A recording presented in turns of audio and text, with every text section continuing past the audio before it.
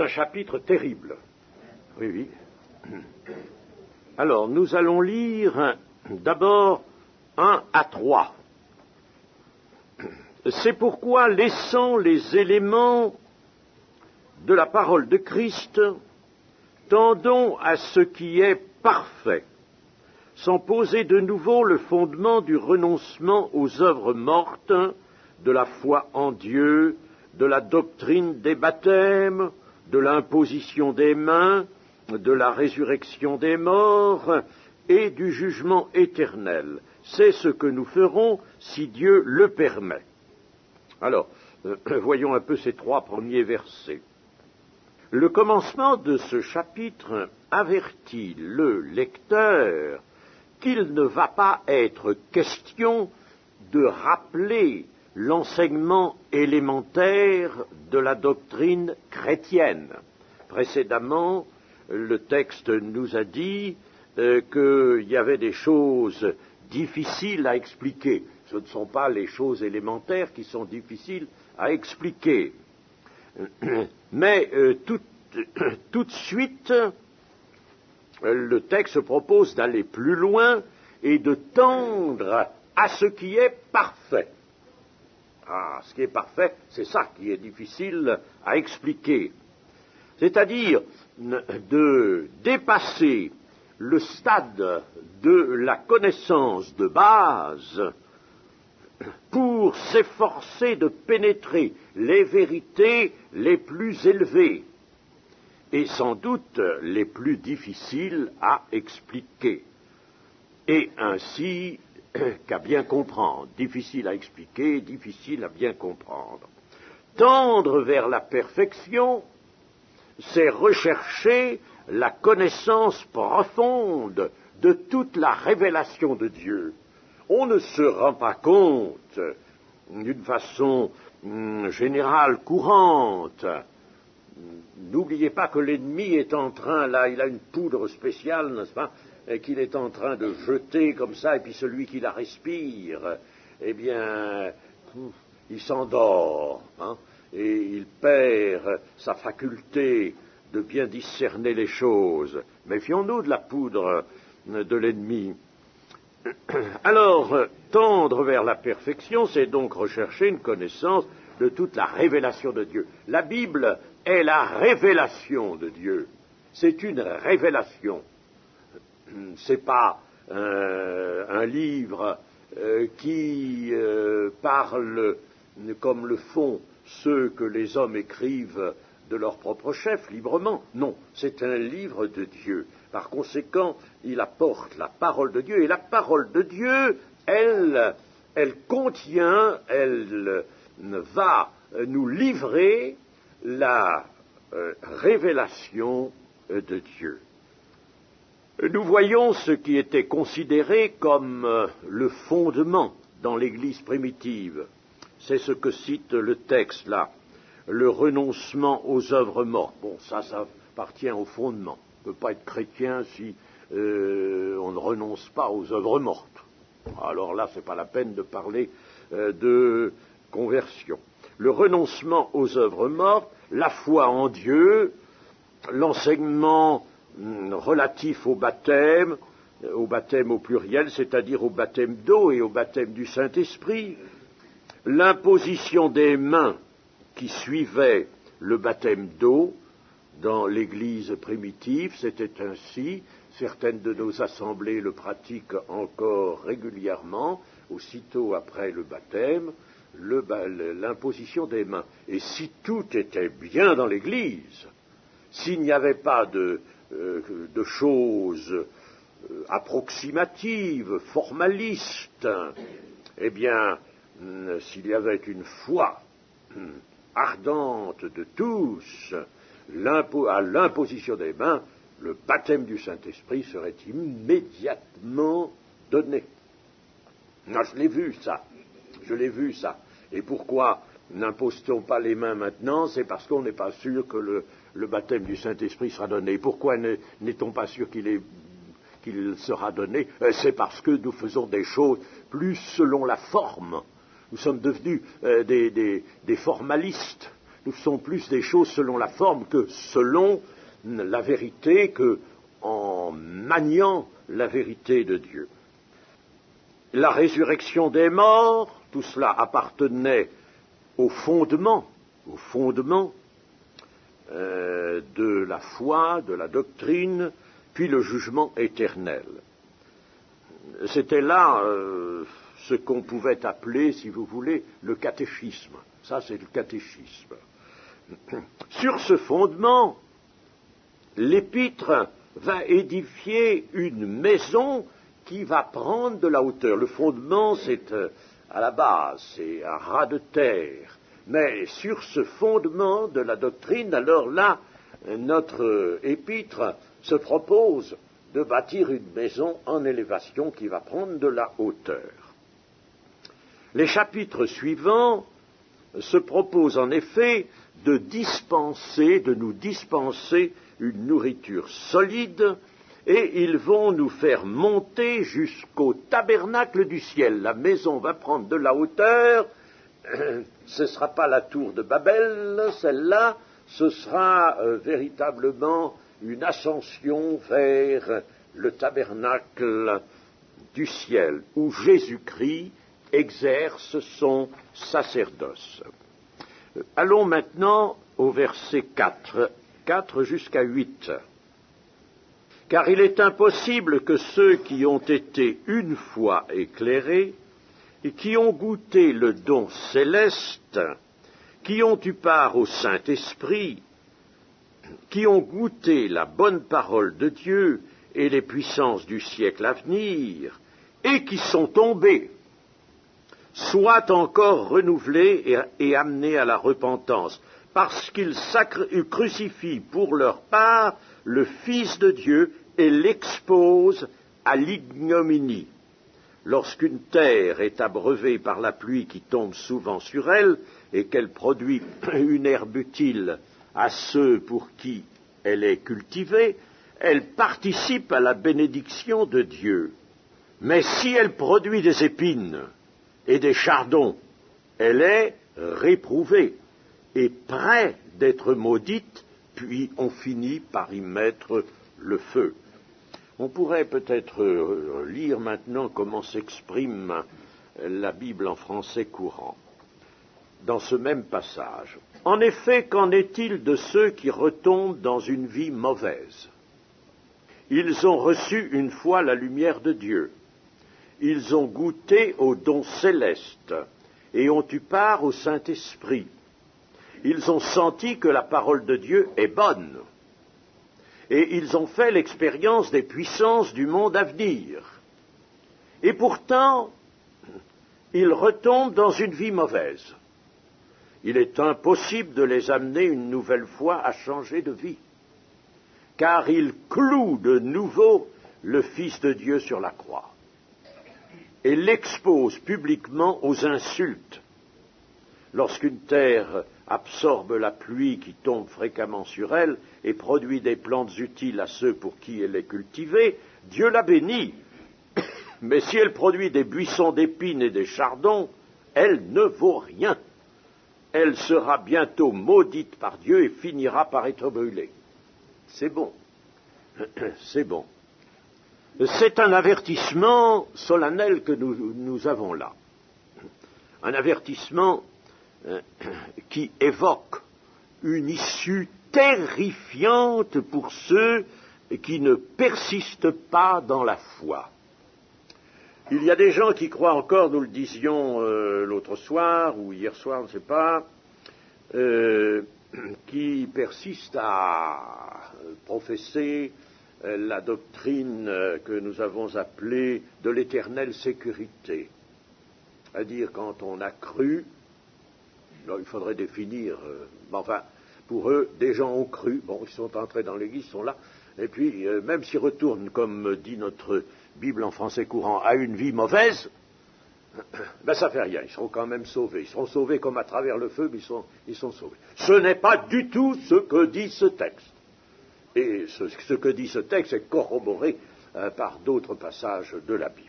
Ce n'est pas du tout ça. Si bien que d'excellents auteurs, certains auteurs excellents, au nombre desquels nous pouvons compter Andrew Murray, c'est un excellent auteur, eh bien, ont donné dans le panneau de l'éternelle sécurité aussi. Alors évidemment, c'est quelque chose de mauvais. Moi, j'ai écrit à une revue, il n'y a pas bien longtemps, qui disait que si un homme, il a cru, bon, il a été dans l'église, puis voilà, il est retourné en arrière, il est parti dans sa vie d'autrefois, et puis voilà, il y a, mettons, 20 ans qu'il est retourné comme ça, hein, mais arrive sa mort, et bien il est sauvé quand même. J'ai écrit à cette revue, je n'ai pas pu faire autrement, en leur disant, mais enfin, vous êtes tombé sur la tête. Bon, c'est effarant. Et alors, comme ils ont souvent la manie de taxer les assemblées de Dieu, la Pentecôte, comme on nous appelle, de taxer d'erreurs, je leur ai montré que d'excellents auteurs qui ne sont pas de Pentecôte, comme Louis Bonnet, par exemple, qui est très connu, qui a écrit un commentaire qui a été réédité, qui est bien connu, Louis Bonnet nous dit bien que c'est là des gens qui apostasient et qui sont perdus. Ils ont cru, mais ils sont perdus. Et d'autres auteurs aussi, comme Javet, par exemple, je leur ai montré que ce n'était pas seulement la Pentecôte, c'est pas une déformation de la Pentecôte, nous n'avons rien déformé du tout. Si nous déformons quelque chose, c'est dans le courant de l'existence, malheureusement, et aujourd'hui, à cause des influences néfastes. Mais sans quoi, la doctrine que nous avons reçue est la doctrine qu'exprime la parole de Dieu. Alors, ce passage va nous mettre en face de la souveraineté du Dieu tout-puissant, du Dieu qui aime la miséricorde, du Dieu qui appelle, mais du Dieu qui n'accepte pas le retour en arrière. Rappelons encore cette parole de Jésus. Quiconque met la main à la charrue et regarde en arrière n'est pas propre au royaume de Dieu. Allez, va-t'en. On ne peut pas se servir de toi. Tu ne comptes pas pour le royaume. Tu prends la charrue, tu commences, n'est-ce pas, à tracer un sillon, puis tu regardes en arrière. Hein? Non, on ne peut pas se servir de toi. Va-t'en. C'est une parole de Jésus, ça, n'est-ce pas, dans Luc 9, 62. Nous pensons aussi aux vierges folles, de la parabole des 10 vierges, dans Matthieu 25. Ces vierges, elles restèrent dehors. Elles n'entrent pas dans la salle des noces. La porte s'est refermée. Quand elles sont revenues, c'était trop tard. Elles sont parties, elles n'avaient pas d'huile, on ne pouvait pas. Devant leur nez, la porte a claqué. Fini. Pas vous. Pas vous. Et pourtant, ces vierges folles évoquent bien des personnes qui ont été dans l'Église. Alors on nous expliquera peut-être qu'elles n'étaient pas réellement converties. Bon, mais elles attendaient le Seigneur avec les autres. Et nous les voyons avec les vierges sages, nous les voyons venir toutes ensemble, les 10 viennent ensemble, elles ont des lampes, rien ne les distingue au premier abord. La porte s'est refermée et ne s'est plus jamais ouverte pour elles. Il faut qu'en méditant ce passage que nous avons maintenant à l'étude, nous soyons saisis d'une crainte salutaire. L'éternelle sécurité a ceci, justement, a ce mauvais travers, cette mauvaise conséquence, c'est qu'elle annule la crainte. On se dit, après tout, il y a même un auteur qui l'a expliqué, pas des moindres, dans un de ses bouquins. Alors, on peut se faire ce calcul, oh bah oui, moi je suis faible, qu'est-ce que vous voulez, j'aime la bonne vie, j'aime le monde, bon, dans l'église c'est un petit peu austère pour moi, la vie chrétienne, moi, bon, je me laisse aller, mais enfin je crois quand même. Oh, puis le dimanche, de temps en temps, j'irai il y a au culte, quoi. Bon, et puis ça ira bien, ben je crois, j'ai cru, je crois, et je serai sauvé, c'est sauvé comme à travers le feu, mais je serai quand même sauvé. Hein? On peut faire ce calcul, et c'est ce que nous montre un auteur américain. Il y a des choses, vous savez, révoltantes dans certains livres. Et alors, lui, cet auteur, eh ben, il nous dit qu'il y a des gens sur la terre qui n'auront jamais connu Christ. Effectivement, des gens qui sont dans cette position-là, ils n'ont pas vraiment connu Christ. Ils n'ont pas connu Christ. Mais enfin, comme ils ont cru, ils sont quand même chrétiens. Et alors, quand ils iront au ciel, parce qu'ils seront sauvés aussi, alors ils auront sur la terre aimé la bonne vie, ils auront cherché le profit. Enfin, ils auront fait comme tout le monde, hein, ils auront cherché tous les avantages qu'on peut recueillir dans le monde présent. Ils auront eu ce souci-là, en premier, au-dessus de tout. Et alors, quand ils seront sauvés quand même, ils iront dans le ciel, et dans le ciel, ils ne connaîtront pas davantage Jésus. Ah non, ils ne connaîtront pas. Ah, et puis, ils seront quand même dans l'éternité, malgré ça. Ça, c'est fantastique, ça. C'est fantastique. Je ne veux pas nommer l'auteur parce que vous le connaissez. Hein? Oui. Oui. Oui, DW.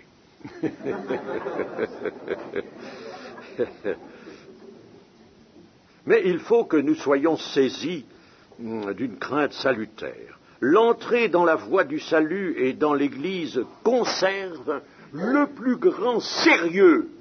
Si l'on ne regarde pas sa vie chrétienne avec le plus grand sérieux, chers amis, on n'a rien compris. Il faut le regarder avec le plus grand sérieux. Ne craignons pas par peur irraisonnée, c'est pas ça. Il ne faut pas que nous soyons constamment à trembler. Non, pour notre salut, mais non. Mais craignons tout relâchement de la foi. C'est ça qu'il faut craindre. C'est le relâchement de la foi. Une fois entré dans la maison de Dieu, il faut aller jusqu'au bout, ou bien périr avec les incrédules. Ces versets s'adressent à des hommes en qui la grâce de Dieu a agi, notre texte est précis, en qui la grâce de Dieu a agi, et qui sont tombés. Ils sont tombés. Ils ont quitté la route, ils ont quitté la bonne route en franchissant le parapet. Oui, ils ont franchi le parapet, puis ils sont retombés dans le dehors. Ils sont tombés en bas. Ils sont tombés d'une grande hauteur. À quelle hauteur étaient-ils parvenus? Eh bien, notre texte nous dit qu'ils avaient reçu la lumière de Dieu. Donc, ils étaient passés des ténèbres à la lumière de Dieu. Ils avaient goûté le don céleste, ayant eu part au Saint-Esprit. Ils avaient goûté la bonne parole de Dieu et les puissances du siècle à venir. Ils avaient goûté tout cela, et ils ont abandonné ces richesses. Ils sont tombés de très haut. Ils sont tombés. Ils avaient été conduits à la vie de foi, ils avaient obtenu une véritable conversion. Ou alors notre texte s'exprimerait mal. Ils avaient obtenu une véritable conversion. Ils ont purement et simplement renoncé à la grâce de Dieu. Pour quelle raison? Peut-être ils se sont laissés séduire, ou l'attirance encore du monde les a happés, les a ramenés. Vous savez, les Israélites, quand ils étaient dans le désert sous la conduite de Moïse, mais ils étaient libres. Ils avaient été libérés par Dieu à main forte et à bras étendus, libérés de la servitude. Hein?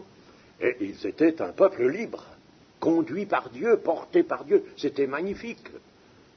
Ils n'avaient plus à souffrir. Et cependant, parce qu'un jour il manque un peu d'eau, ou pour une autre raison, ils se révoltent. Et puis alors ils disent, En Égypte, on avait des grands pots de viande de conserve, viande salée, on avait des os, on avait, c'est-à-dire de l'ail, de l'oignon et tout ce qu'on veut, on avait des légumes à satiété, on avait tout cela dans ce désert, il n'y a rien du tout, il n'y a que du sable. Qu'est-ce que c'est que ça? Il récriminait, il voulait retourner en arrière. Voyez la tentation, la séduction de l'ennemi. Et il a fallu que beaucoup soient sanctionnés par la mort pour que l'effet d'une telle séduction prenne fin. Alors on se demande comment de telles chutes sont possibles, comment celui qui a goûté la bonne parole de Dieu, les puissances du siècle à venir, qui a reçu la grâce de Dieu, comment il a pu revenir en arrière. Eh bien, de telles chutes sont possibles lorsque la foi fléchit au point qu'elle cesse d'être une réponse à l'aujourd'hui de Dieu. C'est aujourd'hui, c'est chaque jour qu'il faut que notre foi soit une réponse à Dieu. Quand le regard de la foi se détourne de son objet, le Seigneur Jésus-Christ, nous verrons que notre épître nous dit de porter nos regards sur lui, le chef et le consommateur de la foi. Mais quand la foi se détourne de son objet, le Seigneur Jésus-Christ, alors là, les chutes sont possibles. Et comme le dit Pierre, le chien retourne à ce qu'il a vomi. De tels hommes ne peuvent pas être renouvelés, nous dit notre texte, car leur apostasie c'est cela. L'apostasie, c'est la démission de la foi, c'est l'abandon de la foi. Leur apostasie est une crucifixion consciente du Fils de Dieu. Jésus a prié pour ses bourreaux. Père, a-t-il dit, pardonne-leur, car ils ne savent ce qu'ils font. Mais quant à ceux à qui notre texte s'adresse, eux, ils savent ce qu'ils font. C'est pour ça qu'ils ne peuvent pas être renouvelés. Ceux qui crucifiaient le Seigneur Jésus ne savaient pas ce qu'ils faisaient. Père, pardonne-leur, ils ne savent pas ce qu'ils font. Mais là, ils savent ce qu'ils font. C'est pour ça qu'ils ne peuvent pas être renouvelés. Parce que, sachant ce qu'ils font, ils crucifient consciemment le Fils de Dieu. En quelque sorte, on peut dire que ces gens-là se sont suicidés spirituellement. Les versets 7 à 8 montrent par une image que la réprobation de Dieu n'est pas immédiate. Quand de tels événements, de telles choses se produisent, quand des gens retournent comme ça en arrière, la réprobation de Dieu n'est pas immédiate. La malédiction vient après un certain temps de patience. C'est ce que nous a montré, je dis bien, les versets 7 à 8. Lorsqu'une terre est abreuvée par la pluie qui tombe souvent sur elle, elle produit une herbe utile à ceux pour qui elle cultivait. Alors ça, c'est l'image d'une vie qui honore Dieu, la vie d'une personne humaine convertie. Bon, alors ça produit une herbe utile, ça produit un fruit. Alors là, elle participe à la bénédiction de Dieu. Mais si elle produit des épines, si un beau jour cette terre qui produit l'herbe qu'on attend, le fruit qu'on attend, elle se met à être envahie par les épines et les chardons, alors d'abord, c'est une réprobation, elle est réprouvée. Dieu la couvre par une réprobation. Et puis, elle est près d'être maudite. La réprobation annonce une malédiction, et la malédiction, c'est la fin. Donc, mais la malédiction est annoncée. Réprobation est près d'être maudite, une malédiction est annoncée, et si rien ne change, on finit par y mettre le feu. Si, à ce moment-là, quelque chose changeait, s'il y avait un retour, et nous avons vu ça, des gens qui avaient tout abandonné, toujours partis, des gens qui avaient eu une place éclatante au milieu du peuple de Dieu dans l'Église. J'en ai connu une place magnifique, et puis qui étaient retournés aussi au monde. Mais avant que la malédiction ne les atteigne, Dieu avait mis sur leur chemin des occasions de revenir en arrière. Et je pense à cet homme que nous avions vu un jour dans l'assemblée de Castres, qui faisait de belles prières. C'était étonnant, un nouveau venu, n'est-ce pas, on entendait monter de sa bouche des prières excellentes. Tiens. Et alors, je me suis informé de savoir qui il était et d'où il venait. On m'a dit, c'est un homme qui, autrefois, dans l'Église, a été brillant par sa fidélité, sa foi, l'exercice qu'il faisait des dons spirituels. Et puis un beau jour, on n'a pas compris, il est retourné en arrière. Et puis alors, il est retourné dans les lieux qu'il connaissait, qu'il avait fréquentés, où il avait là vécu une vie dissolue, sur la côte d'Azur, c'était quand. Et puis, Dieu, là, l'avait travaillé, et il était remonté là, par là, jusqu'à Castres. Et il se trouvait un jour dans un café, au comptoir du café. Fréquentait beaucoup les cafés, buvait. Et puis voilà des jeunes gens qui viennent, ils avaient un prospectus, on avait organisé à l'église certaines réunions d'évangélisation, et puis alors il y a un petit jeune homme qui vient vers cet homme-là, accoudé au comptoir, et qui lui présente un prospectus. Il lui dit, voyez, monsieur, il y a des réunions évangéliques, on vous invite à y venir. Alors, il prend le papier, il le froisse, il le jette. Bon, les jeunes s'en vont. Mais voici que l'esprit le travaille. Alors, il ramasse le papier, il regarde, en tremblant, et il sent Dieu l'appeler là, à cette réunion d'évangélisation. Et il n'a pas pu faire autrement que d'y aller. Et là, Dieu l'a remis à flot. C'était magnifique, là. Dieu l'a remis à flot. Mais attention, il était prêt d'être frappé de la malédiction. Il l'a dit après, il l'a connu après. Un peu plus, et la malédiction le frappait et c'était fini. Voilà donc des choses qu'il faut considérer avec le plus grand sérieux.